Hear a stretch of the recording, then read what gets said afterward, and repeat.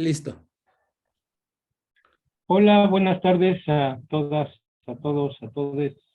Llegamos un poco tarde por culpa de México-Polonia, porque todo el mundo está comentando ahora, entonces no tenemos banda ancha en Facebook ni en YouTube, entonces no sé qué proceda, pero vamos a empezar a grabar, vamos a empezar con nuestra sesión y después vamos a ir subiendo conforme nos vaya dejando la tecnología. Nos da mucho gusto a todos los que están aquí para iniciar nuestra 10ª sesión del Encuentro Nacional de Jóvenes que Investigan Jóvenes. Tenemos ya 10 años, aunque ustedes no lo crean, con lo cual muchos jóvenes han empezado a dejar de ser jóvenes, de los que participaron inicialmente, y por lo tanto creo que es la última vez que le vamos a llamar encuentro de jóvenes que investigan jóvenes, y más bien de investigadores que investigan jóvenes. Bienvenidos a un desarrollo que en estos 10 años nos ha mostrado que el campo de lo juvenil está en efervescencia, que está creciendo, donde se están dando fundamentalmente, lo diría Bourdieu, un encuentro de jerarquías, de poderes, de conocimientos que le dan vida precisamente a este campo. Y sobre todo, lo que a mí me da mucho más placer y gozo es que nosotros estábamos casi de salida, estamos viendo que no en vano este esfuerzo que hemos hecho algunos desde hace varios años está consolidando y está generando nuevas alternativas, nuevas perspectivas de los jóvenes, y esto me parece que es fundamental.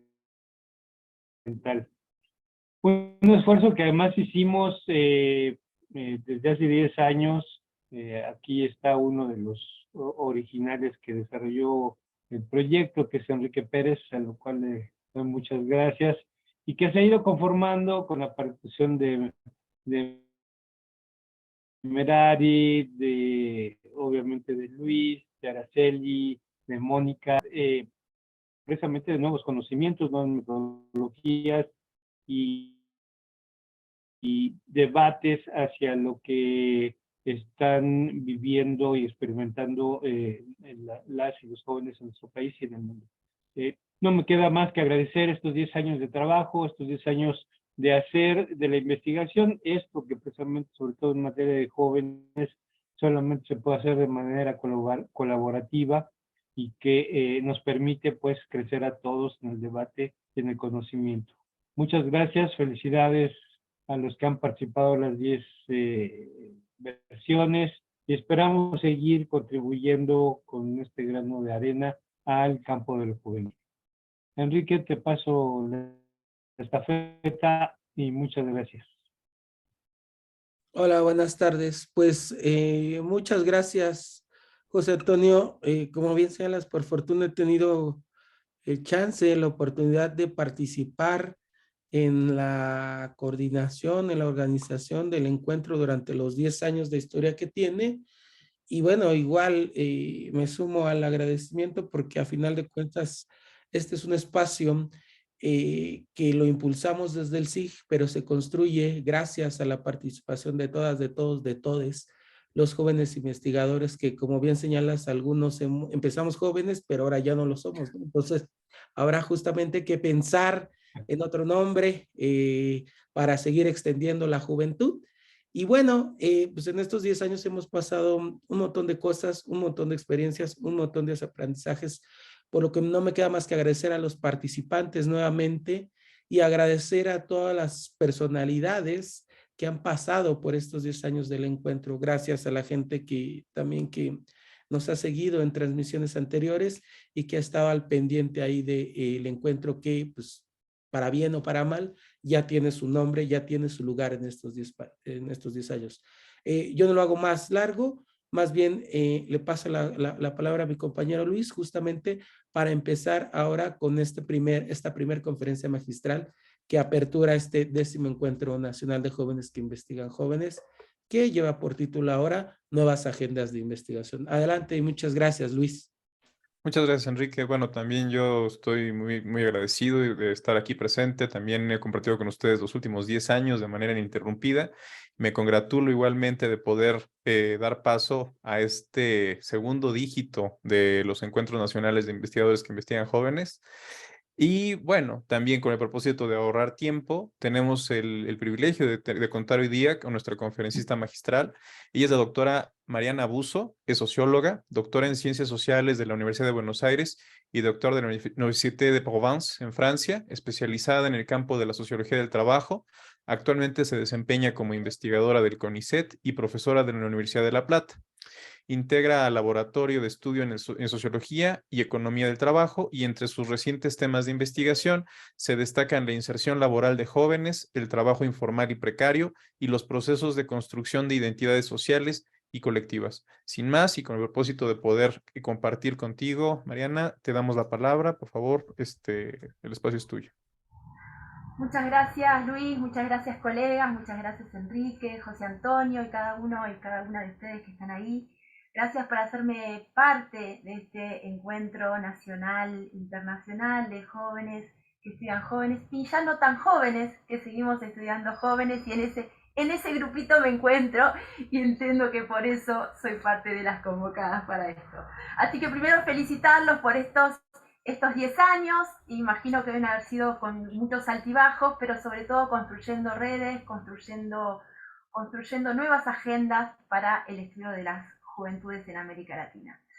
Entonces, felicitarlos, agradecerles esta participación y entonces vamos a empezar de a poquito a compartir con ustedes esta presentación que pensé para hoy, un poco haciéndome cargo de mi mochila como socióloga en esto de generar ciencias que incomodan, como bien nos decía Bourdieu hace ya varias décadas, con la intención de, como recién decía Enrique, generar nuevas agendas de investigación. Entonces, un poco mi propuesta de hoy es esto de pensar las juventudes latinoamericanas y el mundo del trabajo, un poco generando aportes para su abordaje desde las ciencias sociales, no estrictamente de la sociología, sino en sentido amplio de las ciencias sociales. Y quiero poner acento en esto porque soy parte de un equipo de investigación interdisciplinario en el que compartimos espacios sobre todo con colegas economistas, pero no solo, donde el espacio de la interdisciplinariedad hace del Laboratorio de Estudios en Sociología y Economía del Trabajo, hoy en la Facultad de Humanidades de la Universidad de La Plata, un espacio de diálogo y de construcción de nuevas agendas para pensar las juventudes en América Latina. Entonces, básicamente, mi presentación de hoy tiene que ver con la voy a organizar en 3 momentos. Un primer momento que voy a buscar, ¿cuáles son los consensos? ¿De qué puntos de partida creemos que hay ciertos consensos para pensar nuestras juventudes y nuestras juventudes en el mundo del trabajo? Para luego pasar a hacer una rápida caracterización de principales debates y diagnósticos presentes no solo en la agenda académica, sino también en los medios de comunicación, en ciertas agendas políticas, cuáles son los debates y diagnósticos acerca de la participación de las juventudes en el mercado de trabajo en estas agendas académicas y políticas. Para, por último, creo que la parte central de mi presentación, digo por último, pero no por eso va a ser más breve ni más rapidita, sino que considero que va a ser la central. ¿Cuáles son nuestros desafíos? Nuestros desafíos hoy como investigadores. Bien, primer consenso número 1, ya hace varias décadas, Bourdieu de manera bastante incisiva nos dijo: la juventud no es más que una palabra. Y nos decía esto en esa entrevista tan maravillosa del año 78, donde de manera textual nos decía: solo con un abuso tremendo del lenguaje se puede colocar bajo el mismo concepto universos sociales que no tienen casi nada en común. Esto hoy ya sabemos es parte del ABC, no solo de quienes nos dedicamos a los estudios de juventudes, sino es una manera de pensar las distintas categorías sociales, digo, en el sentido que excede a la juventud esta manera de pensar las categorías sociales como categorías complejas y cómo las categorías, el lenguaje encorseta de alguna manera el rico entramado social. A esta primera, digamos, presentación, digamos, esta primera formulación de Bourdieu, de decirnos que la juventud no es más que una palabra, todo este debate originado en América Latina, principalmente en los años 80, cuando Urresti y Margunis le contestan de alguna manera, la juventud es mucho más que una palabra, y en ese sentido abrirnos a pensar a las juventudes también como signos, como productos de este sistema capitalista, ¿no? Entonces, y esto abriendo un debate muy profundo a lo ancho, largo de nuestra América Latina, principalmente a partir del año 85, cuando empiezan a generarse, a ser cada vez más profusos los estudios sobre las juventudes, a partir de esto de haberse declarado el año 85 como el año internacional de la juventud, y a partir de ahí, finales de los 80 y 90, el auge de los estudios de las juventudes en América Latina. Segundo gran consenso para todos quienes hacemos ciencias sociales en América Latina, sabemos y lo reafirmamos cada día, nuestra América Latina es una América Latina atravesada por distintas desigualdades sociales, atravesada por profundas desigualdades sociales, siendo a su vez una de las regiones más desiguales de nuestro planeta. De la manera que la miremos, que la analicemos, desde la variable que queramos, múltiples son las desigualdades que nos atraviesan al conjunto de la América Latina.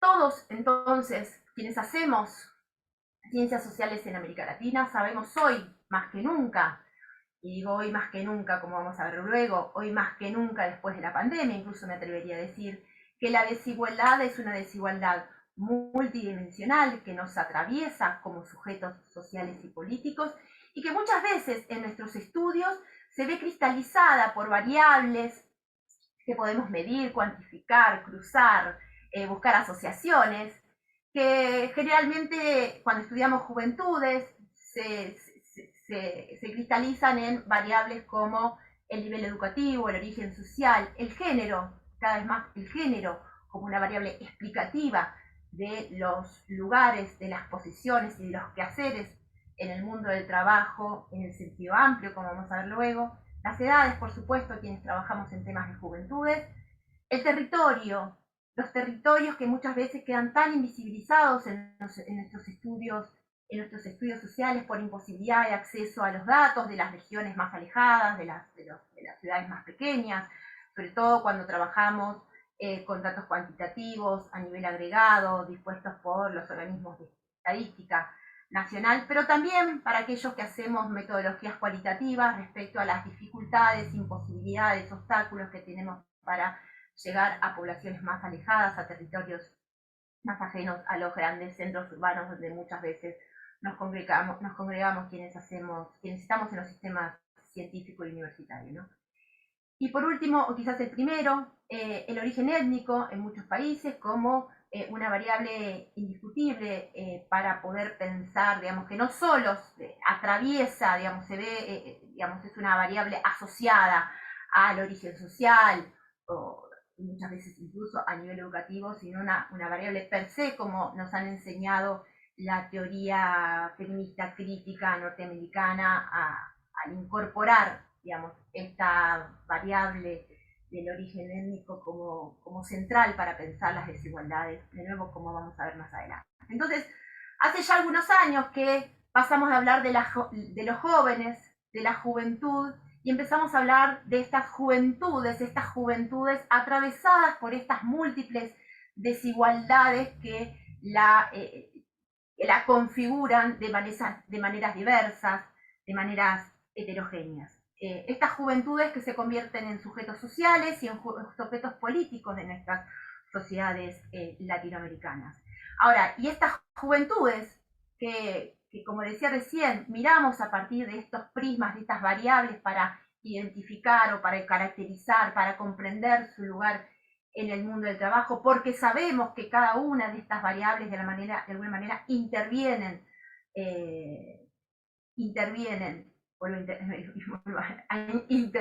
en el lugar que cada una de las juventudes tiene en el mundo del trabajo. Y cuando digo mundo del trabajo, no quiero dejar de recordar a nuestro querido Enrique de la Garza, que nos enseñó a pensar el trabajo y el mundo del trabajo desde las categorías de sujeto laboral ampliado, ¿no? Y pensar el mundo del trabajo de una manera amplia que excede al mundo de lo salarial, por supuesto, pero no solo al mundo del trabajo en el sentido estricto del mercado de trabajo, sino también al mundo del trabajo en el sentido más amplio, el poder pensar el trabajo por fuera del mercado de trabajo, el pensar el ámbito doméstico, el pensar las relaciones de género, el pensar al sujeto laboral en tanto sujeto social, en tanto sujeto activo del mundo social, y en eso su participación como productor de bienes y servicios de manera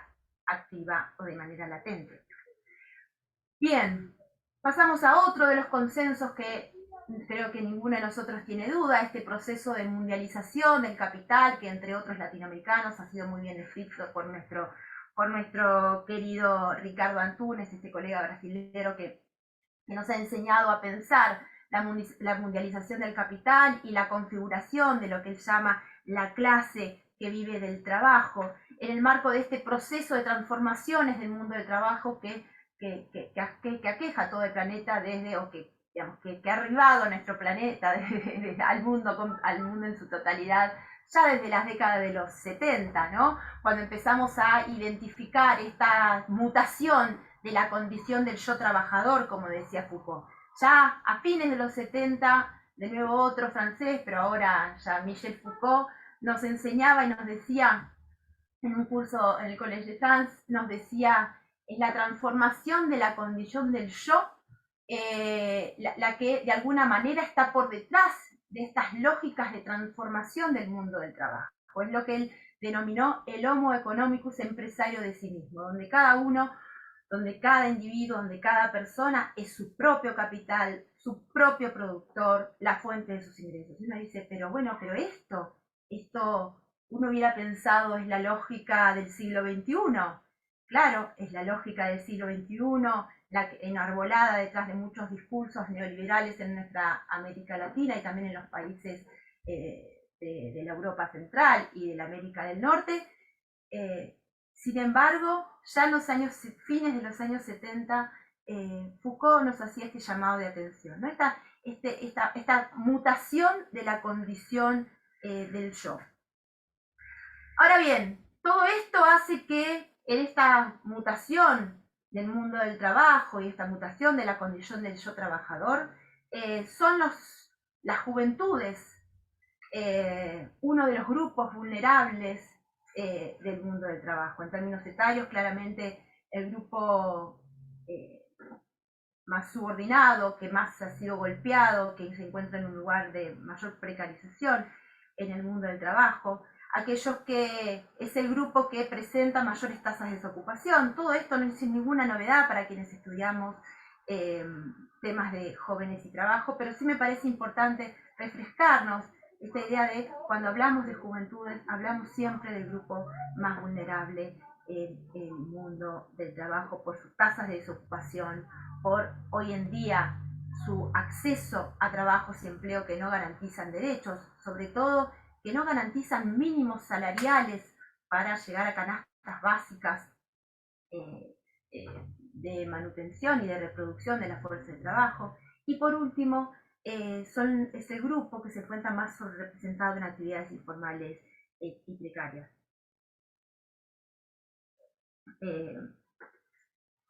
Entonces, en esta mutación del yo trabajador, en esta mutación, esta transformación del mundo del trabajo, sabemos que, entre otras consecuencias hacia los jóvenes, no es solo este lugar de precariedad laboral, de precarización laboral en el que se encuentran, sino también son sus propios itinerarios, sus propias trayectorias las que se han visto modificadas. Como bien han estudiado varios de ustedes, entre ellos los trabajos de Luis, los trabajos también de Pérez Islas, que nos hablan de estas trayectorias fragmentarias y discontinuas de los jóvenes a partir de este proceso de transformación el del mundo del trabajo y estas trayectorias que han dejado de ser lineales. Bien. Ahora bien, estos jóvenes vulnerables, estas juventudes vulnerables del mundo del trabajo han sido particularmente golpeadas durante la pandemia. De nuevo, sigo con consensos y con esto ya hemos terminado con los consensos. Como ustedes saben, son las juventudes, pero particularmente dentro de las juventudes son las mujeres jóvenes y de sectores populares las que sufrieron la mayor pérdida de actividad, o sea, se retiraron del mercado de trabajo y son las que mayores perdieron puestos de trabajo. A diferencia de las personas adultas, principalmente varones, que vieron más incrementados sus niveles de desocupación. O sea, sabemos que los jóvenes y las mujeres jóvenes son quienes tuvieron las tasas de desocupación más altas durante la pandemia, pero no quienes más incrementaron su tasa de desocupación, que sí fueron los varones adultos, ya que las mujeres jóvenes más bien se retiraron del mercado de trabajo. Es decir, la brecha entre jóvenes y adultos se achicó en los primeros meses de pandemia, pero sin embargo esto no generó mejores condiciones para nuestras juventudes, sino todo lo contrario, porque se vieron alejadas de la participación económica.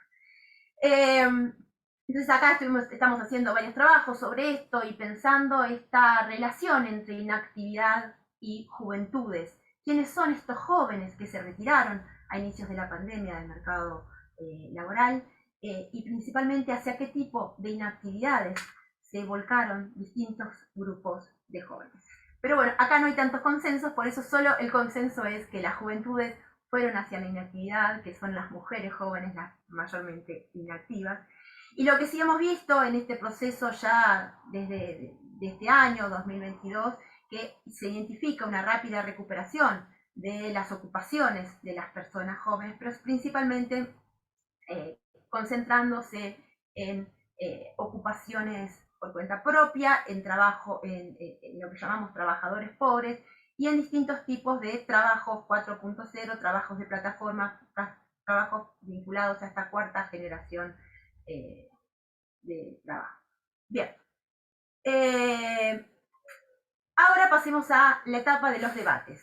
Acá de nuevo voy a hacer algunas simplificaciones para poder avanzar hacia lo que considero los desafíos que tenemos como cientistas sociales.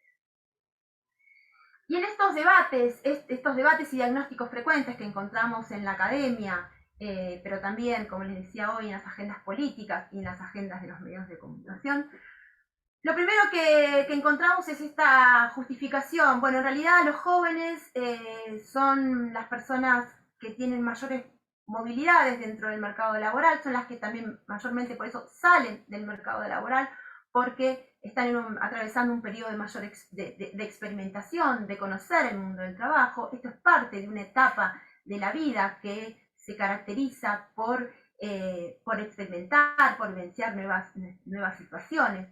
Es un poco también asociado a esta idea de moratoria social, que después luego complejizada con la idea de moratoria vital, en el sentido de que, bueno, es un periodo en el cual algunos jóvenes pueden retrasar la asunción de roles adultos para poder experimentar tanto en el mercado de trabajo como en el sistema educativo. Entonces, estas son algunas de las variables que nos permitirían comprender desde la ciencia hegemónica la movilidad laboral voluntaria asociada a las juventudes, como así también a este gran grupo de jóvenes que, caracterizados por las estadísticas, estigmatizadamente se los ha denominado los ni o los ni, no trabajan, ni estudian, ni buscan trabajo.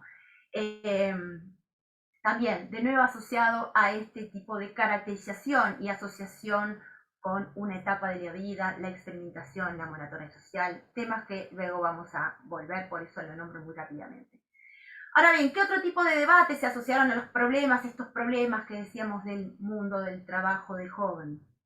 Hace unas décadas nos hablaban del problema de la empleabilidad de los jóvenes. El problema es el capital social, el problema es la capacitación de los jóvenes, el problema es que nuestros jóvenes no tienen voluntad, no tienen esfuerzo, no dedican el esfuerzo que necesitan para participar del mundo del trabajo y sobre todo han perdido lo que se llamaba la cultura del trabajo. Entonces tenemos que volver a capitalizar a nuestros jóvenes para poder participar activamente del mundo del trabajo, esto pensando en términos de un mundo del trabajo donde lo que predominaba eran las relaciones asalariadas capitalistas clásicas.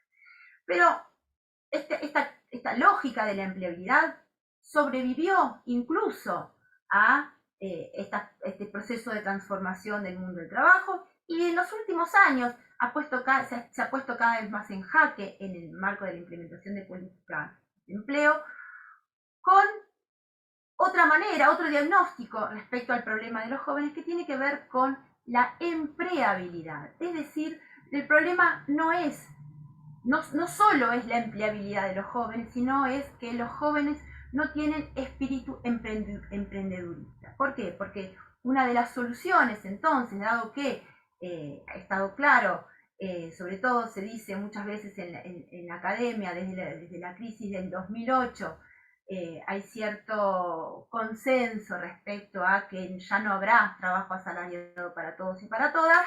Bueno, entonces, ¿cuál sería la solución? Generar, fomentar, propiciar la multiplicación de actividades por cuenta propia, actividades donde el espíritu emprendedor sea aquella que impulsa la incorporación de las juventudes al mercado del trabajo.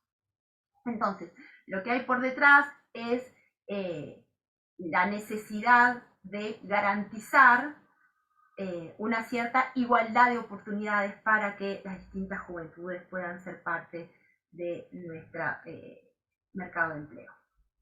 Esto es parte de los debates más clásicos de la ciencia estándar, de la ciencia ortodoxa, como les gusta decir a los economistas. Yo obviamente que la estoy llevando a una simplificación muy rápida por temas de tiempo. Ahora bien,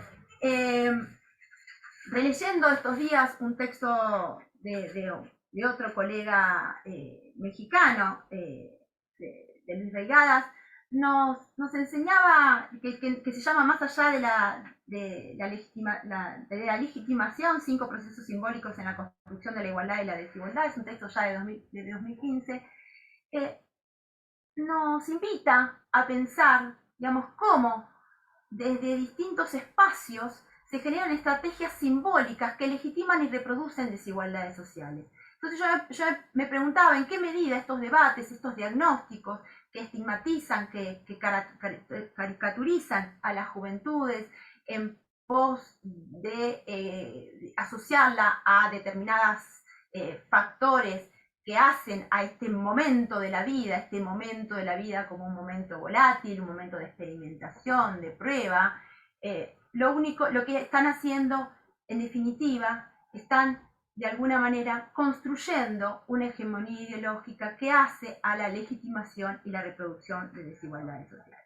Entonces es ahí en ese texto donde Reigadas nos dice, bueno, pensemos en estas estrategias simbólicas que legitiman y reproducen estas desigualdades sociales, a partir de, dice él, a partir de este proceso de universalización de intereses particulares, a partir de esta naturalización de desigualdades sociales y a partir de presentar resultados desiguales como fruto de capacidades individuales.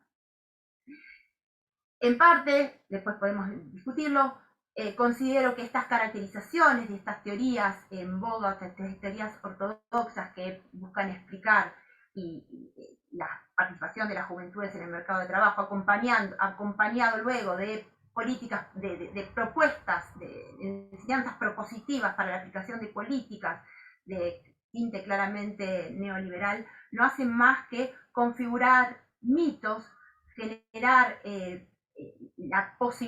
generar estrategias simbólicas justamente que no solo legitiman y reproducen desigualdades, sino que las perpetúan en pos de la configuración de lo que llamamos estos mitos de la ideología dominante. Entonces, estamos convencidos, después de distintos estudios que hicimos para el caso argentino y algunos casos para América Latina, de pensar la movilidad laboral voluntaria, pensar la caracterización y la estigmatización de los jóvenes niños y los problemas de empleabilidad y empleabilidad en América Latina, buscando las soluciones en lo que se trata es de generar desigualdad de oportunidades, porque en definitiva lo que todos buscamos, al menos discursivamente, es tender hacia la igualdad, como nos enseña François Dubé. En realidad, repensar la justicia social es repensar modelos de justicia social, donde el que hoy está en boga es esta idea de la desigualdad de oportunidades, como les decía recién, de alguna manera tiene por detrás en sus cimientos la impronta de entender que cada uno de nosotros, cada una de nosotras, somos responsables del lugar que ocupamos en el mundo del trabajo. Cada una de estas juventudes que portan distintas mochilas, que portan distintas digamos, características sociales, no hacen más que encontrar su lugar en el mundo del trabajo, que ganarse su lugar en el mundo del trabajo, lo que hace en definitiva es de generar análisis individualizantes y culpabilizantes de la situación de los jóvenes. Pero ahora bien, esta estrategia simbólica de reproducción y de legitimación que decíamos hoy nos expresa claramente Dubé en su libro Repensar la justicia social, también es parte de una estrategia, de una lógica de las sociedades contemporáneas, pero ya lo explicó Weber hace mucho, un clásico de nuestra sociología. Weber en Economía y Sociedad ya nos enseñaba esto que estamos viendo hoy, y esta construcción de mitos, esta legitimación de algunos sectores de su propio lugar a partir de, como si fuera resultado de un mérito. En ese sentido, Weber nos decía en 1922, la más sencilla observación muestra que el que está mejor situado siente la urgente necesidad de considerar como legítima su posición privilegiada, de considerar su propia situación como resultado de un mérito y la ajena como producto de la culpa. Entonces, esto que yo recién, bueno, ¿en qué medida este espíritu, esta proclama meritocrática que se esconde detrás del discurso de la desigualdad de oportunidades, no está de alguna manera culpabilizando y parecía casi que tirado de los pelos? Acá lo vemos en palabras del mismo Weber en 1922, cuando nos enseñaba que esto es parte de las estrategias de legitimación del lugar, de los distintos lugares que ocupamos en nuestra sociedad. Y ahora sí, me parece, en vistas de estos consensos y en vista de estos debates que planteé muy rápidamente y de manera muy temática, bueno, ¿cuáles son entonces nuestros desafíos? ¿Qué podemos hacer nosotros, nosotras, jóvenes, no tan jóvenes, ya nada jóvenes, investigadores investigadoras que investigamos jóvenes, como cientistas sociales interesados en comprender la realidad de nuestras juventudes? Y principalmente me parece que nuestro principal desafío como cientistas sociales interesados en temas de las juventudes en América Latina, en nuestra América Latina. Entonces, acá de nuevo, lo invito a Regadas, a nuestra charla, y así como hoy nos mostraba estrategias simbólicas de construcción y reproducción de desigualdades, lo invito a él a que nos invite a pensar estrategias simbólicas de deconstrucción de desigualdades y que promuevan la equidad. Y entonces ahí, en este texto, él nos dice, bueno, esta necesidad de deconstruir las categorías hegemónicas, de repensar los discursos imperantes, sobre todo aquellos que provienen de las ciencias, de la academia más ortodoxa.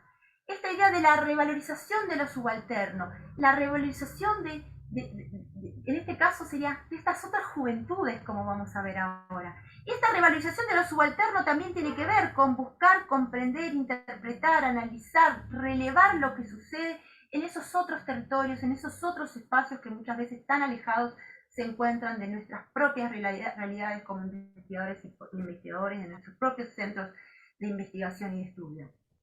Y por último, esta estrategia que nos enseña Regadas de la resistencia y la deslegitimación de las desigualdades sociales a partir de de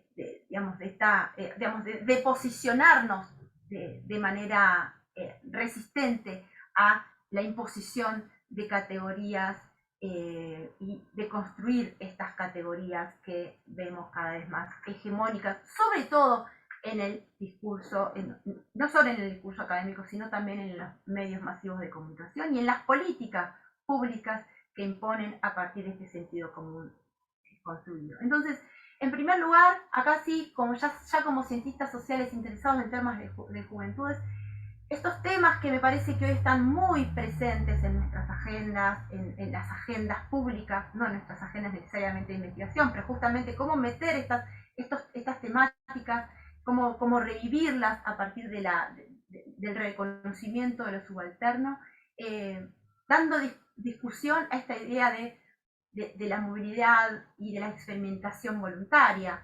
Ya varios de nuestros colegas, muchos de nosotros también en distintos estudios hemos sido muy críticos de esta idea de moratoria social.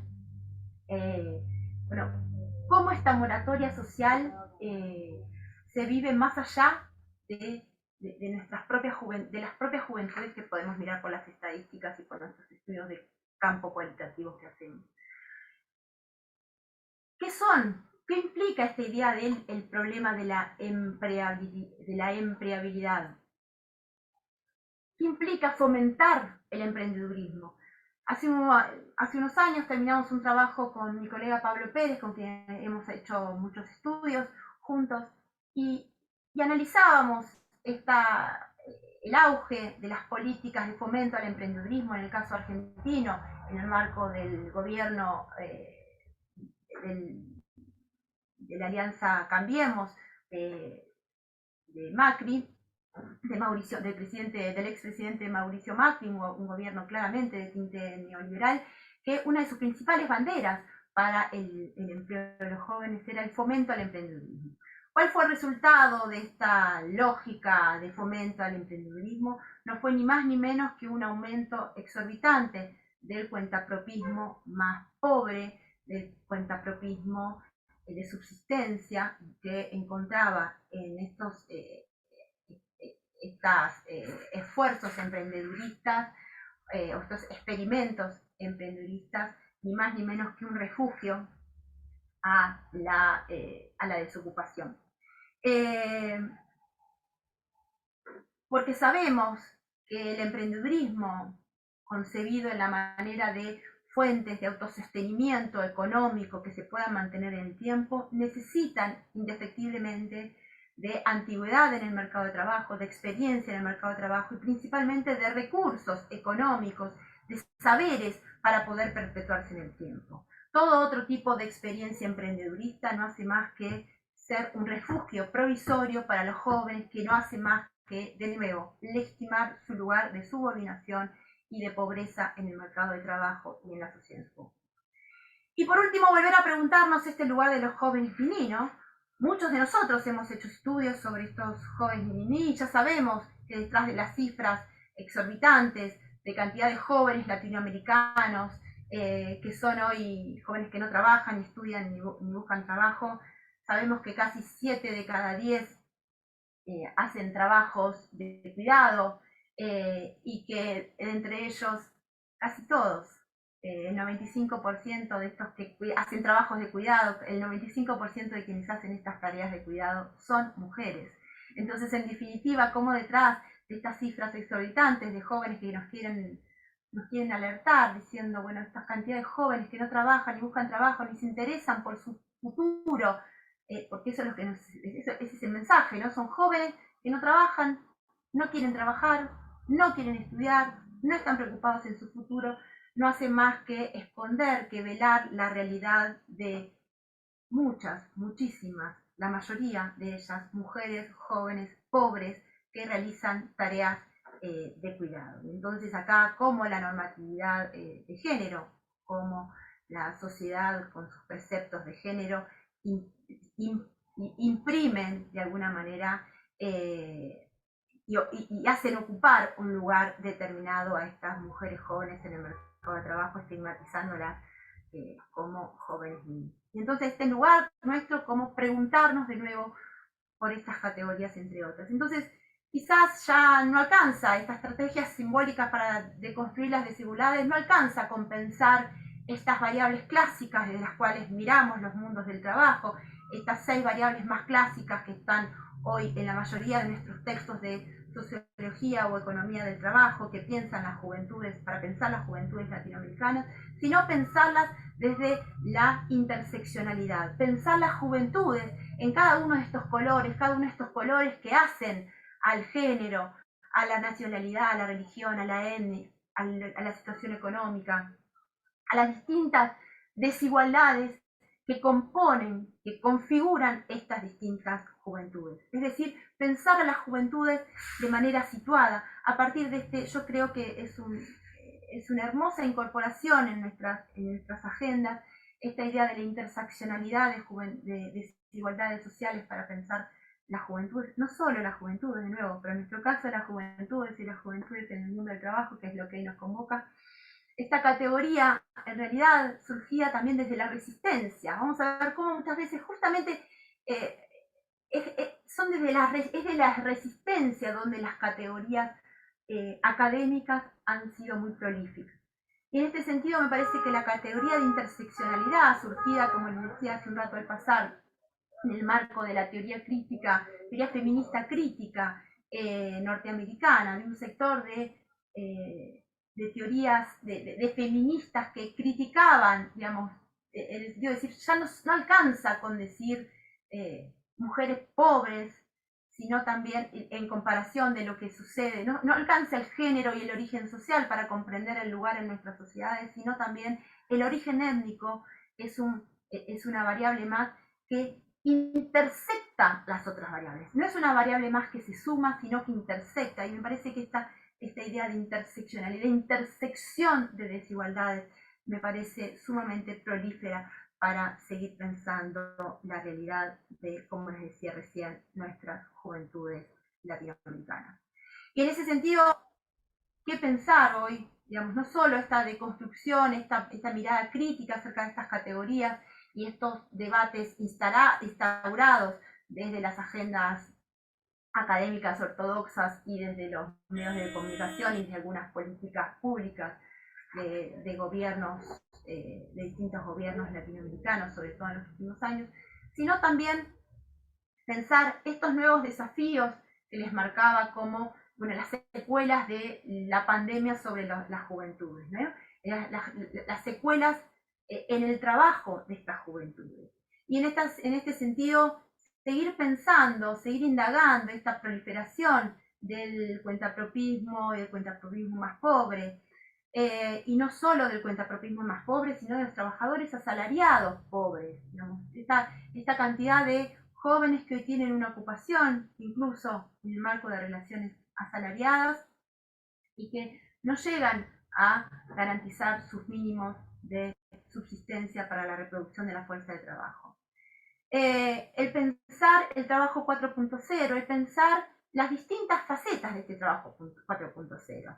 Y en este trabajo 4.0 el trabajo de plataformas en el sentido más amplio, y como muchas veces este trabajo de plataformas que pareciera un trabajo que está al alcance de casi todas las juventudes, en realidad de nuevo lo que hace es exacerbar estas desigualdades de base que afrontan y de las cuales se posicionan nuestras juventudes. En esto, un trabajo reciente que estábamos haciendo con algunas colegas acá en Argentina, con Mariana Fernández Massi y con Julieta Longo, de pensar el lugar de cómo estas plataformas de alguna manera exacerbaron las desigualdades al interior de las juventudes, concentrándose en determinados nichos del trabajo de plataformas para jóvenes desaventajados, jóvenes que provienen de sectores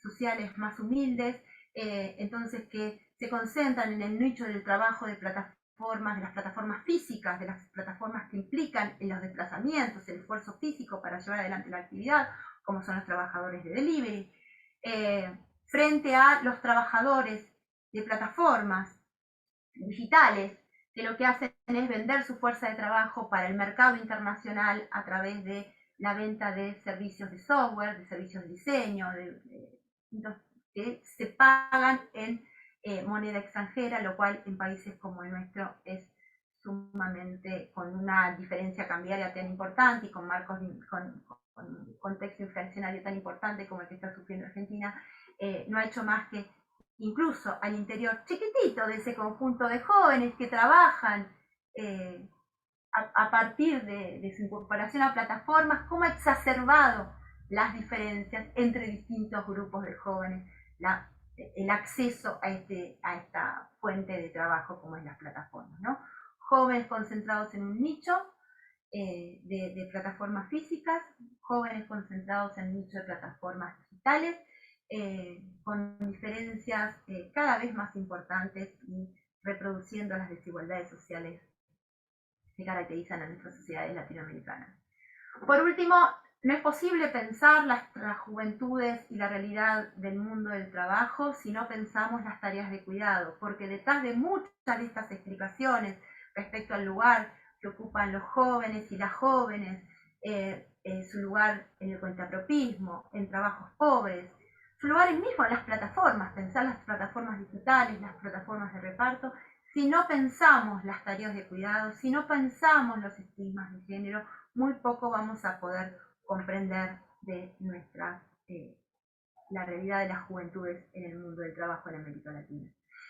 Y esto sin dejar de lado una variable y un problema que poco dije hasta ahora, que ya, de nuevo, desde el siglo anterior tenemos varios colegas que ya en el siglo XX nos hacían un llamado de atención. Pensemos la América Latina desde su heterogeneidad estructural del mundo del trabajo. Esta heterogeneidad estructural cepalina, digamos, ya fue en algún momento, incluso, digamos, aparece en los estudios cepalinos más clásicos y que hoy es recuperada en muchos de los estudios de la sociología del trabajo. Hoy le podemos incluso dar una vuelta más, digamos, el pensar esta heterogeneidad estructural en términos cepalinos, no solo para la América Latina, sino en términos incluso este centro-periferia cepalino, cómo se convierte hoy en una heterogeneidad estructural del mercado de trabajo global, digamos, ¿no? Cómo pensar esta categoría de manera mundializada, me parece que es uno de los desafíos, uno de los nuevos temas de las agendas de quienes pensamos el mundo del trabajo. Y por último, ahora sí para terminar, me parece que lo que nos queda por detrás es pensar en definitiva a qué estamos apostando cuando pensamos las juventudes desde sus lugares particulares, cuando reproducimos categorías que no hacen más que reproducir la lógica de la desigualdad de oportunidades, y cuando buscamos de alguna manera distintas estrategias simbólicas de construir esas categorías y priorizar, no de manera excluyente, pero sí de manera, digamos, priorizar políticas que tiendan a la igualdad de posiciones. Dando cuenta de esta interseccionalidad de desigualdades para pensar las juventudes, pensar estas juventudes de manera situada, yo creo que en definitiva vamos a estar apostando a una sociedad que tienda a la igualdad de posiciones para que todos de alguna manera podamos ver en esta imagen gráfica el campo de juego. Que el campo de juego también sea un campo de todos y de todas. En definitiva, nuestros desafíos como cientistas sociales interesados en temas de juventud y como cientistas sociales interesados en temas de juventud en nuestra querida América Latina son desafíos académico-políticos. Entonces, ser conscientes que nuestros estudios académicos de alguna manera hacen a la construcción política, a la construcción de agendas sociales y políticas, y en ese sentido nuestro principal desafío. Y de alguna manera quería terminar con esto porque es como volver a nuestros primeros sueños y utopías de jóvenes investigadores e investigadoras. Seguramente nuestros sueños y utopías cuando nos inscribimos para ser cientistas sociales, para empezar a estudiar sociología o cualquiera de nuestras ciencias sociales que nos convocan, muchos de nosotros decíamos queremos comprender para transformar. Creo que hoy tenemos, muchos de nosotros, alguna margen de posibilidad a partir de nuestras categorías, a partir de estos estudios, transformar estas categorías teóricas en herramientas de construcción académico-política para que nuestra América Latina sea cada vez más una América Latina menos desigual. Así que muchas gracias, y con esto no quise más que generar disparadores para ahora sí emprender algunos diálogos.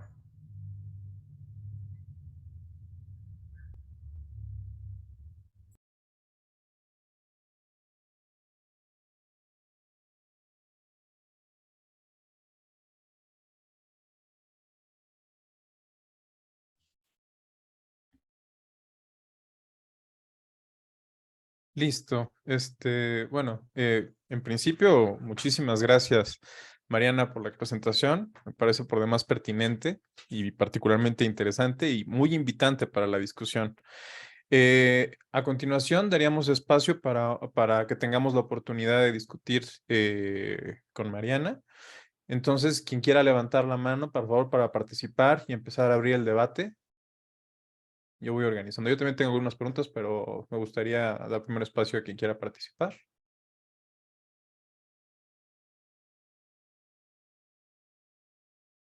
Ok. Bueno, yo voy abriéndolo entonces, el debate entonces.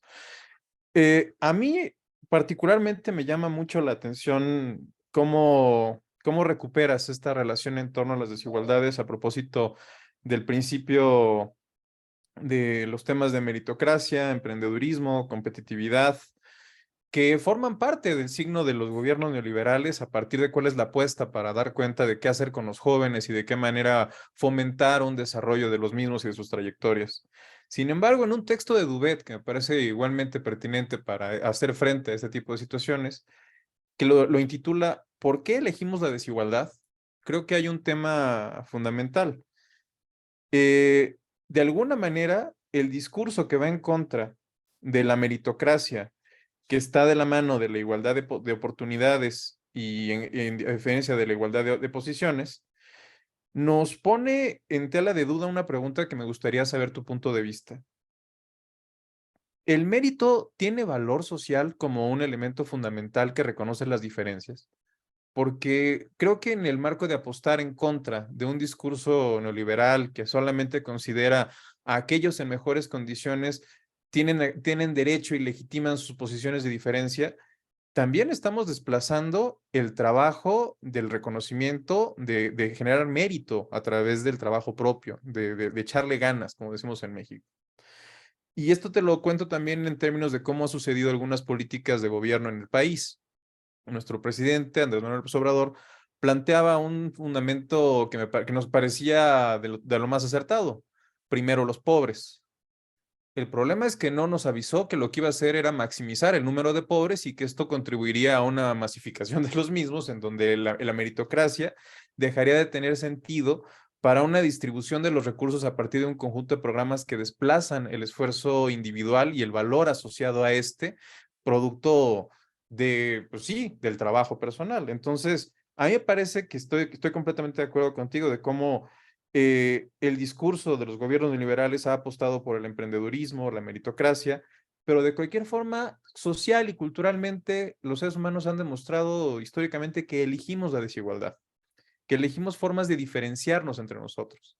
E incluso conceptos tan clásicos en Weber como cierre social, habla de este mismo fundamento, de saber cómo podemos ser distintos. El principio de competencia inherente a nosotros mismos, bien entendido, da cuenta de esta característica cultural, lo cual implica también un conflicto sobre cómo pensar la meritocracia y las discusiones en torno a por qué fomentamos la construcción de cierres sociales, de circuitos de desigualdad en donde nos juntamos, nos relacionamos con aquellos que son semejantes a nosotros y nos desvinculamos de aquellos con los que no. Y cómo aparentemente todo esto nos remonta a un aspecto que ya mencionaba Alan Turing en 1990, el regreso al sujeto, que implica regresar a cómo podemos cuestionar las condiciones desde nuestras particulares individualidades sobre lo que nos propone y nos enfrenta el mundo y el discurso de la competencia y la meritocracia y cómo ubicarnos en ello. Al respecto, tocas al final un punto que creo que es el tema que va a ser a discusión en los próximos años y que actualmente ya lo está haciendo, que son los problemas del trabajo 4.0. En donde, como efectivamente tú ya me mencionas, hay algunas investigaciones que ya dan cuenta de que se exacerban las desigualdades en estos trabajadores de las redes, de la uberización del trabajo, de un conjunto de elementos que dan cuenta de cómo el individuo vende su trabajo a una plataforma y a partir de ahí no tiene ni derechos, ni forma de reclamar, ni ninguna condición para poder hacerlo. Pero sí ha planteado en algunas investigaciones iniciales, en algunas entrevistas de estos trabajadores 4.0, preguntas que dan cuenta de una renuncia total a los procesos de tránsito y retiro de los jóvenes en el mundo de trabajo. Estos jóvenes se están preguntando cómo hacer para retirarse en algún momento. Los más afortunados, no estoy hablando de la gente que está en Rappi, Uber y estas aplicaciones, sino gente que está trabajando en redes y que monetiza contenido y que más o menos obtiene para vivir en condiciones más o menos decentes y empiezan a hacerse preguntas que no se hacían otras generaciones. ¿Cómo invertir para hacer que el dinero me genere dinero y me pueda retirar en algún momento sabiendo desde que soy el único capaz de poder generar condiciones para eso? Pensar siempre en trabajar solo, en apostar siempre por una individualidad que me permite sobrevivencia y que me diferencia justamente de aquello que tú planteas a través de arraigadas, que son el joven subordinado, el joven trabajador que está en otra dimensión distinta al joven hegemónico. Pero el discurso, la fuerza de esta reproducción del capital obliga a que los esfuerzos individuales hagan casi imposible que se soporten estas disidencias y que más bien uno se tenga que adecuar, amalgamar a las condiciones que impone el mercado. De hecho, dan cuenta cómo se han proliferado los nómadas digitales en una intención de multiplicar sus experiencias de cara a estar trabajando y divirtiéndome al mismo tiempo, porque las condiciones que me propone el mercado me lo imposibilitan. Entonces tengo que inventarme la vida de alguna manera. Y finalmente, solamente un aspecto que me gustaría saber tu punto de vista sobre cómo metodológicamente para ti hace sentido enfoques como son el interseccional y el relacional frente a la multidimensionalidad.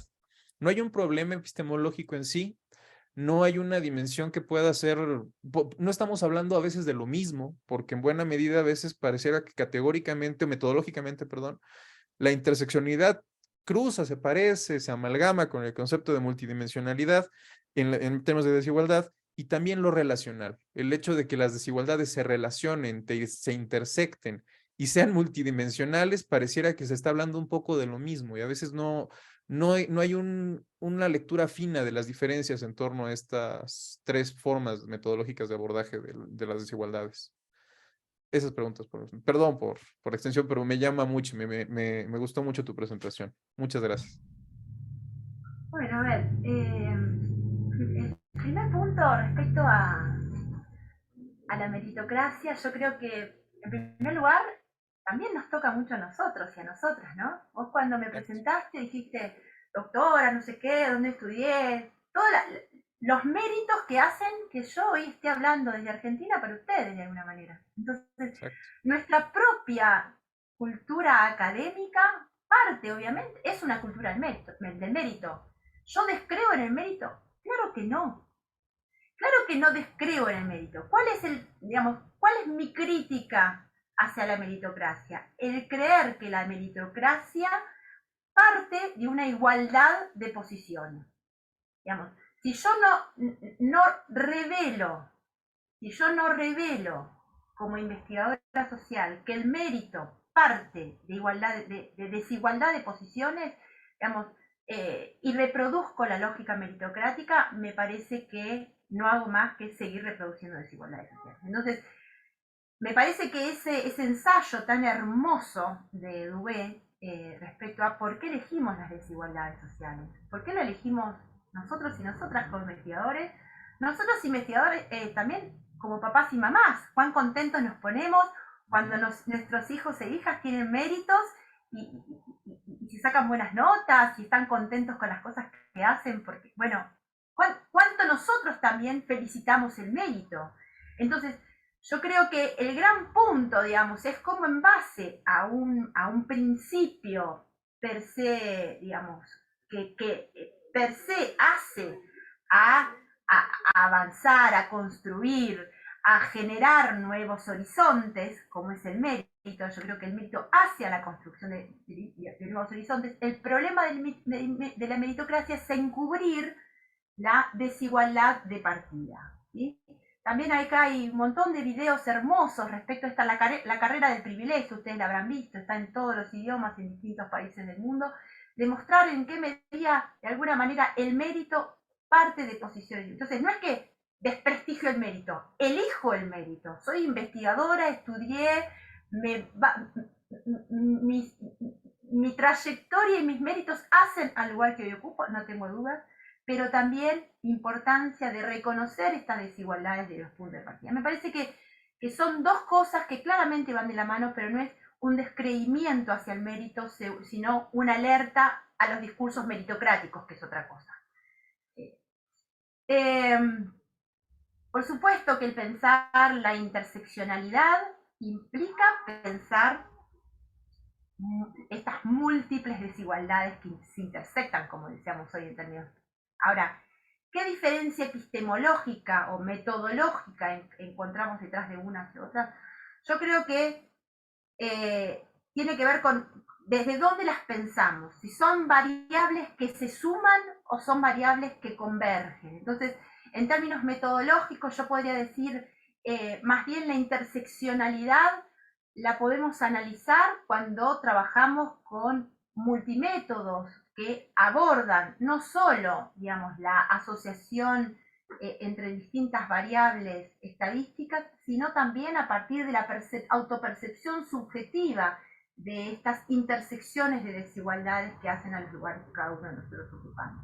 Entonces, el gran problema, me parece a mí, por lo menos en el trabajo que hacemos nosotros, cuando partíamos desde hace muchos años, trabajamos con pensar estas multidimensionalidad de las desigualdades, desagregando distintas variables y viendo cómo se asocian o no en los lugares que cada uno de las jóvenes participa del mundo del trabajo.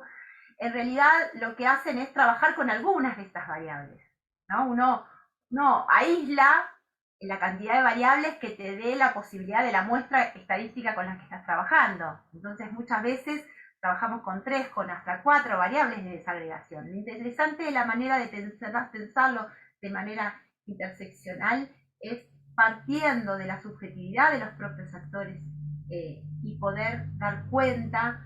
Claro que metodológicamente muchas veces seguiremos cayendo en la idea de la multidimensionalidad. Claro, es una de nuestras encrucijadas, digamos, cómo construir hoy, cómo nuestros multimétodos hoy nos acercan a dar cuenta de la experiencia de la interseccionalidad. Pero me parece que hay una experiencia de la interseccionalidad que no llegamos a dar cuenta con nuestros abordajes multidimensionales. Esa es mi perspectiva, por eso lo pongo en agenda. No lo tengo resuelto, pero mi perspectiva es que con nuestros abordajes multidimensionales no damos cuenta de la intersección subjetiva de las desigualdades que hoy conforman nuestra juventud.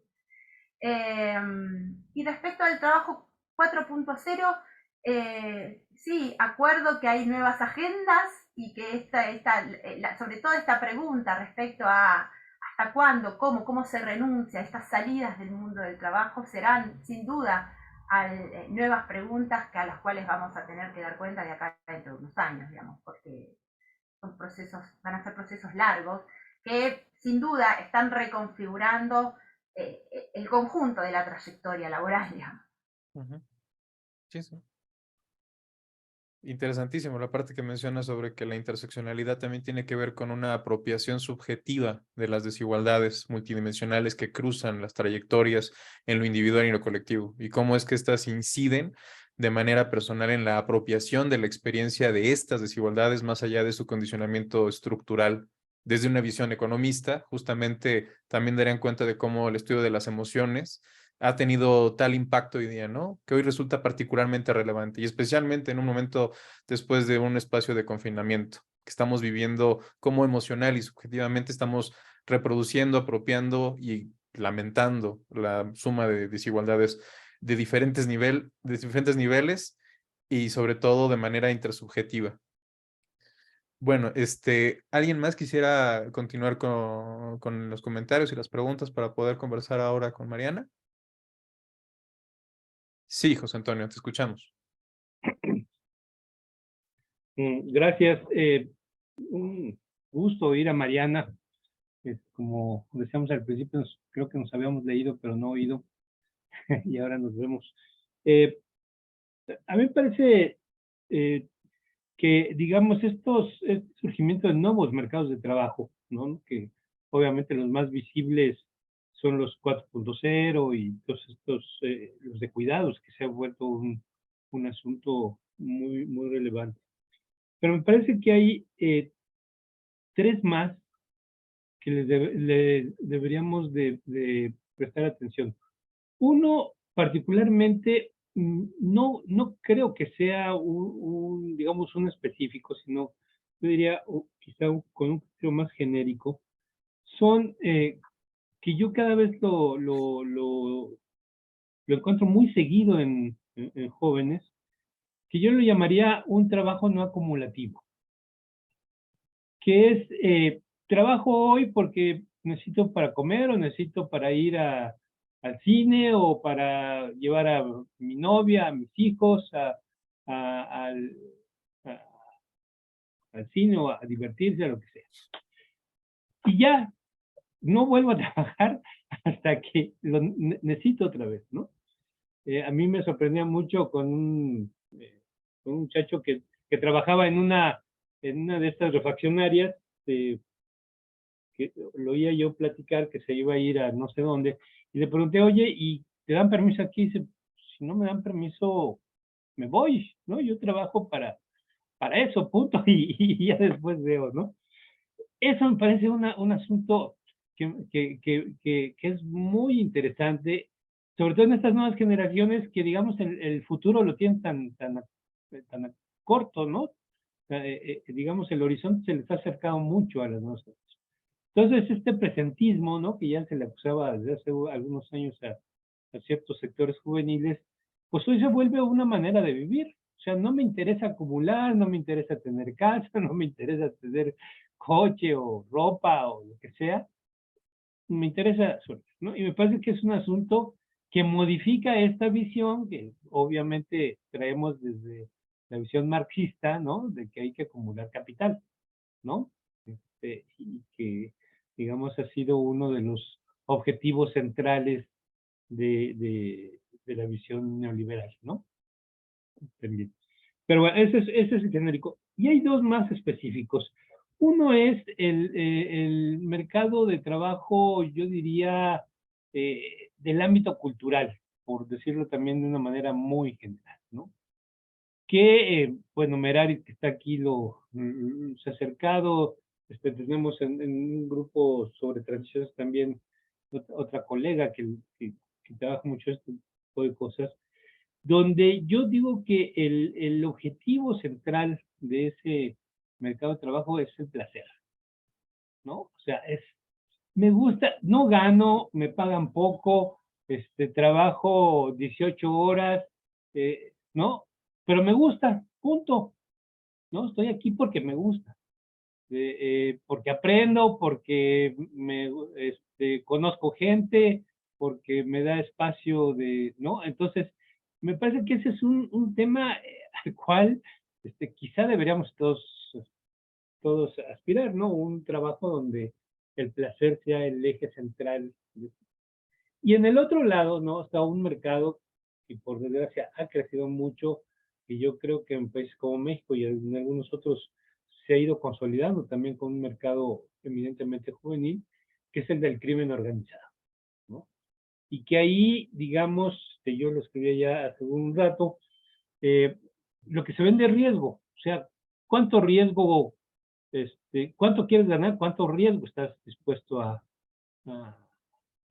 correr, ¿no? Poco riesgo, puedes comprar cosas en el mercado negro, vender, bueno, antes discos o películas, ¿no? Pero ahora se vende ropa de segundo orden, etcétera. Pero quieres incrementar las ganancias, tienes que vender drogas o personas humanas o armas, ¿no? Y esta impronta de que la vida es corta y además no importa, ¿no? Que me parece que es un elemento central en este tipo de actividades. Los muchachos, y ahí sí, aunque también hay mujeres, lo tienen muy claro, ¿no? Que ahora sí que es un contrato a muy corto plazo, ¿no? Y que se va a acabar el contrato cuando se muera, ¿no? Cuando los maten. Pero me parece que es un mercado de trabajo que debería cumplir, que cumple lo que los otros mercados de trabajo no lo hacen, que tienen recursos, tienen prestigio, ¿no? Tienen un grupo de identidad que si no están en un grupo no es posible realizar. Pero además tienen manera de ir creciendo en la organización, ¿no? O sea, tiene todos los elementos para ser muy atractivo ese mercado de trabajo. Obviamente con todos los riesgos y consecuencias que esto tiene, pero uno no se explicaría por qué hay tantos jóvenes, ¿no? En este mercado de trabajo específico. Ganancias secundarias, diría una colega. Y en ese sentido, me parece que es relevante en esta nueva, que me parece también muy buena, en esta nueva exposición de desafíos. O sea, tenemos que entrarle de otra manera al asunto del trabajo, ¿no? Que el otro elemento que también, aquí ya me callo, es el tema de esto de la precariedad, que tanto lo decimos que empieza a decir poco, ¿no? Entonces tenemos que quizá elaborar más ese tipo de asuntos. Pero bueno, muchas gracias, Mariana, un gusto. Si quieres, damos palabra también a Enrique. Ahorita regresamos contigo, Mariana. Enrique. Gracias, Luis. Gracias, doctora Busso. Me quedaba pensando con esto último que decía Happy en relación a como estos mercados, y hay uno que me parece que siempre está ahí, pero justamente por sus condiciones no se tocan en cuenta, y me hace sentido con toda la exposición que acaba de hacer acerca de la plataformización de los trabajos y con las tareas o las tecnologías del cuidado, y tiene que ver con el trabajo sexual, porque me parece que está ahí en la línea entre esto que dice José Antonio de vender riesgo y que también resulta como atractivo para ciertas, ¿cómo se llama? Para ciertas personas por el tema del dinero, sobre todo. Uno de los aspectos que a mí me llamaba mucho la atención cuando estaba trabajando el tema con algunos estudiantes era que muchas de las chicas, algunos chicos también hay que decirlo, habían optado por esta modalidad de vender fotos, de vender videos, de vender contenido erótico, sexual en plataformas como OnlyFans, en plataformas como Telegram o incluso WhatsApp, ¿no? Y me parece que esta tendencia es una tendencia que ha explorado, o más bien esto que usted llamaba consenso de los jóvenes afectados por la pandemia, uno de los resultados que ha tenido es como no sé cómo llamarlo, si la explosión o la diversidad de plataformas en torno a la venta de trabajo sexual, y me parece que no se le ha dado el peso suficiente porque también ahí convergen una serie de desigualdades que propician mucho más riesgo, particularmente para los jóvenes, con violencia, que a veces están ligados con tráfico de personas, con trata de blancas, con narcotráfico o como una serie de cosas. Entonces, no sé, yo no recuerdo algún trabajo hasta ahorita que haya abordado ese tema, y también tendría que entrar, creo yo, como en uno de estos desafíos, como estas nuevas agendas de investigación. El hecho de que no se le ponga atención me parece que, no quiere decir evidentemente que no esté ahí, pero me parece que está ahí y que está, creo yo, con mucho más fuerza que por lo menos en el contexto anterior a la pandemia, ¿no? Muchas gracias. Te damos la palabra, Mariana.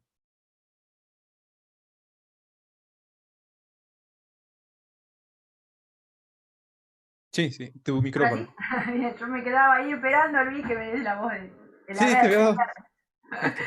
Bien, bueno, gracias. Cuántos temas, cuántas nuevas agendas tenemos, ¿no? Para seguir investigando.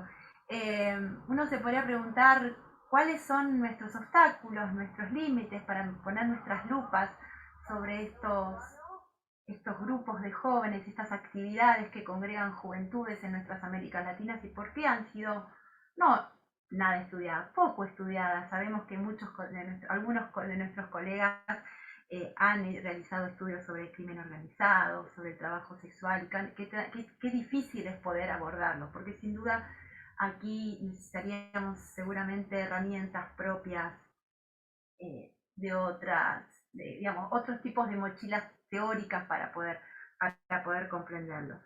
Sin duda, de todas maneras, me parece que categorías que hoy invité al debate, traje a la mesa, como es la de moratoria vital, nos permite comprender en parte algo de aquello que esconde el nicho del trabajo del crimen organizado, por llamarlo trabajo, digamos. Me parece como el crimen organizado de alguna manera tiene que ver con esto que Urresti y Margulis llamaron la moratoria vital. Esta percepción de la perdurabilidad de nuestras vidas, digamos, este poder de las juventudes de creerse casi que invencibles, ¿no? De que tenemos toda la vida por delante y por lo tanto lo único que se tiene lo que se tiene que perder, lo que tenemos para perder en estos mercados de trabajo es ni más ni menos que la vida, un bien tan preciado, pero como en algunos momentos de la vida este bien tan preciado pareciera un bien perdurable, ¿no? Me parece que ahí podemos traer algo de esta categoría para pensarlo. No es un tema que yo haya trabajado particularmente, así que no me animo más que tirar algunas puntas para seguir pensando. Lo mismo en el caso del trabajo sexual, me parece que acá, bueno, de nuevo, hay otras cuestiones que se entrecruzan para poder abordarlo de manera seria y rigurosa. De nuevo, la experiencia subjetiva de la interseccionalidad sin duda acá nos va a poder aportar muchas herramientas para poder pensarlo, pero no tengo más que esto para decir, y con mucho respeto a los colegas que han trabajado seriamente estos temas. Sí, respecto al mercado de trabajo cultural, es cierto esto que nos decía José Antonio respecto a este mercado de trabajo que se encuentra motorizado en parte con esto del placer, de hacer lo que me gusta, de hacer...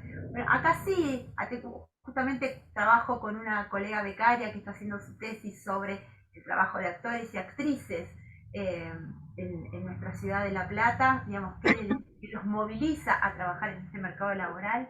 Y acá una categoría de Bourdieu que nos muestra cómo este mercado de trabajo lo llama el mundo económico al revés.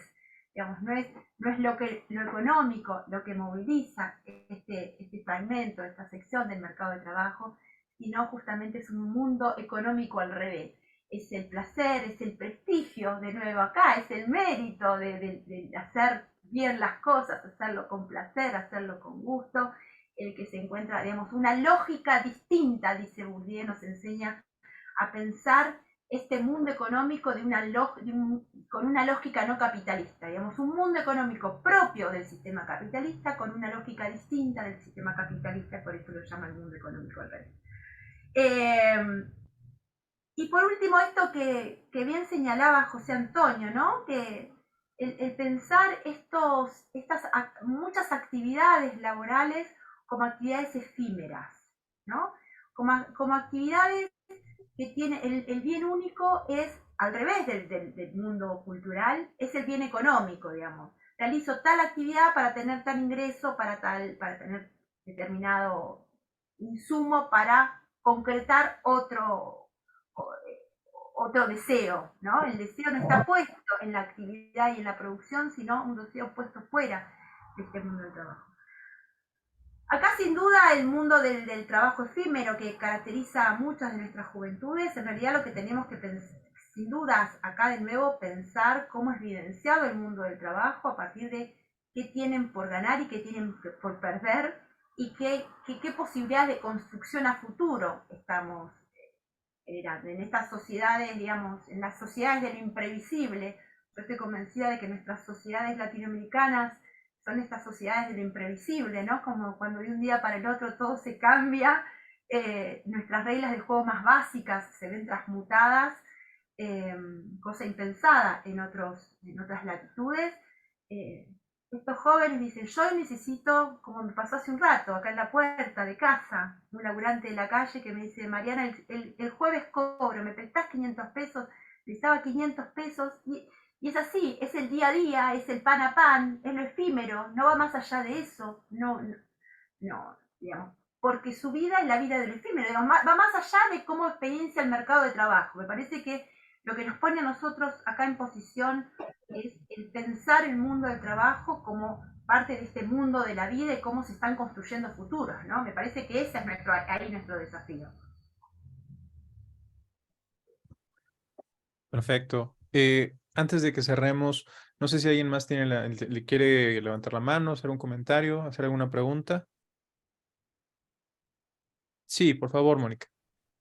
Gracias, un gusto escucharte, Mariana, muy provocador pensar estos temas en estos tiempos y en este día. Yo un poco tratando de provocar otro debate. Al final de la presentación hablabas justo de colocarnos en la igualdad de posiciones. Sí, yo estoy releyendo a Amartya Sen y estoy justo revisando mucha literatura sobre movilidad social. Y Amartya Sen habla de la igualdad de oportunidades, no de la igualdad de posiciones, ¿verdad? Aunque suena después muy ambiguo el discurso porque finalmente no define, ¿no? Con claridad, bueno, de qué oportunidades estamos hablando, ¿no? Entonces, hay unas oportunidades, digamos, básicas a las cuales pareciera que todos tenemos acceso a esta garantía por parte de los estados de la educación básica. Porque después estas oportunidades van a depender en gran medida de la familia de origen, ¿no? Y ahí justo, digamos, el debate de la imposibilidad de la movilidad social ascendente, dado el origen social, digamos, de la familia de origen, ¿no? O del círculo en el cual me desenvuelvo. ¿Cómo leer, pues, estos dos debates, ¿no? Ya en el marco de las desigualdades, de la interseccionalidad, de la que tú muy bien acotas, la pertinencia de colocarnos en esa tesitura del debate. ¿Cuál sería, digamos, si podemos usar, ¿no? Un poco las dos discusiones entre la igualdad de oportunidades y de posiciones? ¿Tú ves una contraposición en ello? No sé, un poco que me ayudes a entender mejor estas dos posiciones. Gracias. Bueno, claramente mi intención era provocar y movilizar nuestra ciencia que incomoda. Así que no era más que esto en esta apertura de estos 10º encuentros de jóvenes que estudian jóvenes. Y para responderte, yo estoy convencida de que tenemos que dar cuenta de la desigualdad de posiciones para construir una sociedad donde el discurso de la desigualdad de oportunidades nos genere, no sea en el fondo una desigualdad de oportunidades. Me parece que este es el debate. No es que estoy en contra de nuevo de la igualdad de oportunidades. Creo en que debiera haber igualdad de oportunidades. El problema es que el discurso de la igualdad de oportunidades esconde por detrás una desigualdad de posiciones muy importantes y las vela. Y para poder graficarlo, contarte quizás uno de los últimos resultados de nuestras investigaciones pensando los primeros meses de la pandemia y qué pasó con las juventudes en estos primeros meses de la pandemia, y haciendo análisis estadístico, lo que veíamos era cómo jóvenes de distintos orígenes sociales se refugiaron de alguna manera en la inactividad. Y cuando vamos a ver la inactividad, ¿qué hicieron en esa inactividad? Vemos que aprovecharon de distinta manera esa inactividad. Quiero decir, mientras algunos volvieron al sistema universitario a realizar estudios terciarios y universitarios, muchos otros, muchas otras, se refugiaron en una inactividad por fuera del sistema educativo. Haciendo análisis estadísticos, porque era lo que podíamos hacer en ese momento, encerrados en nuestras casas, de lo que estaba pasando en Argentina, lo que encontramos era que jóvenes, con mismo nivel educativo, es decir, secundario completo en el año 2019, previo a la pandemia, todos habían finalizado el secundario, ¿sí? Entre 18 y 29 años. ¿En qué tipo de inactividad se concentraban? Y ahí veíamos claramente la impronta de que las mujeres más pobres se concentraron en la inactividad por fuera del sistema educativo, mientras que las mujeres de sectores medios y altos volvieron a realizar estudios. Y uno dice, mismas condiciones, nadie trabajaba, mercado de trabajo cerrado, total imposibilidad de salir a la calle. Acá había aislamiento total durante los primeros meses de pandemia, mismo nivel educativo, secundario completo. ¿Por qué? Unos se volcaron al sistema educativo y otros no se encontraban en la inactividad por fuera del mercado. Entonces, ahí más que nunca había igualdad de oportunidades, teníamos todos la posibilidad de realizar hoy nuestras clases populares, la mayoría de ellos tienen celulares para poder participar de distintos espacios, todo nuestro sistema educativo se virtualizó rápidamente. Seguramente hay algún obstáculo que tiene que ver con el acceso a la tecnología, pero eso no lo explica todo, porque el acceso a la tecnología, claramente que hay brechas digitales, no vamos a desconocer las brechas digitales, pero esa brecha digital no explica esta concentración de mujeres con los mismos capitales realizando distintos aprovechamientos de esa inactividad. Perdón, ¿querés decir algo? Perfecto, bueno, pues yo creo que habría muchas cosas más también que decir. Lamentablemente también por tiempos y para dar continuidad a las siguientes mesas, tendremos que cortar en este punto. Yo les pido que hagamos un corte en Zoom para volver a ingresar, a ver si podemos también reactivar la transmisión en directo de Zoom a Facebook. Y seguimos aquí, 2 y 2, regresamos para la primera mesa. Ha sido un privilegio estar contigo, Mariana. Realmente fue muy enriquecedora y será muy invitante para todas las jornadas que vamos a tener a continuación en el encuentro. Muchísimas gracias. Muchas gracias y buen trabajo. Nos veremos. Hasta la Regresamos próxima. entonces para la primera mesa. Nos vemos en 4 minutitos. De acuerdo.